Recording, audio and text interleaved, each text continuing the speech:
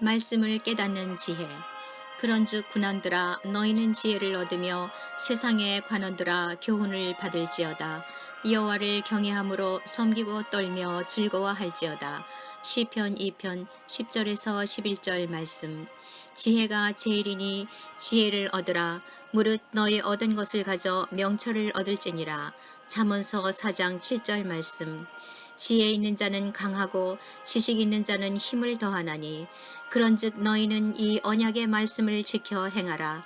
그리하면 너희의 하는 모든 일이 형통하리라. 신명기 29장 9절 말씀. 하나님의 사람에게는 하나님을 경외함으로 깨닫는 지혜, 하나님이 주시는 지혜가 있습니다. 이 지혜를 히브리어로 샤칼이라고 하는데 신중하다, 숙고하다, 능숙하다, 현명하다, 지혜롭다의 뜻이 있습니다. 이것은 하나님께서 주시는 은혜입니다. 잠언에서 지혜를 히브리어로 호크마로 주로 사용하지만 샤칼로 사용되는 경우도 많습니다. 지혜, 샤칼은 하나님을 깊이 바라보며 묵상하다가 그 말씀을 깨닫는 것을 뜻합니다. 지금까지 없었던 지혜를 하나님의 말씀을 통해서 받는 것을 의미합니다.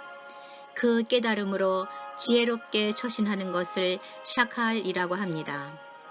그런데 하나님을 바라보지 않고 세상을 바라보게 되면 그 지혜는 우둔하게 될 것입니다. 바라보는 대상이 중요합니다. 하나님의 말씀을 깨닫는 것이 중요합니다. 눈으로만 읽는 말씀이 아니기 때문입니다. 성령께서 눈을 열어서 깨닫도록 하시는 은혜가 있어야 합니다. 그 깨달음이 곧 샤칼입니다. 이 깨달음이 형통이며 성공입니다. 지혜, 샤칼은 그 어떠한 상황에서도 하나님의 말씀으로 내 자신을 지키는 형통입니다.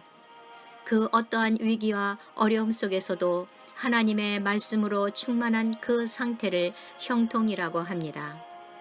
성도들이 하나님 앞에서 지혜롭게 행하고 신중하게 행동하는 삶을 사는 것이 샤칼, 지혜입니다.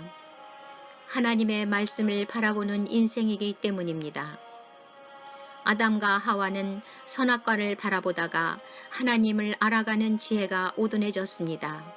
그리고 죄악을 범하게 되었습니다.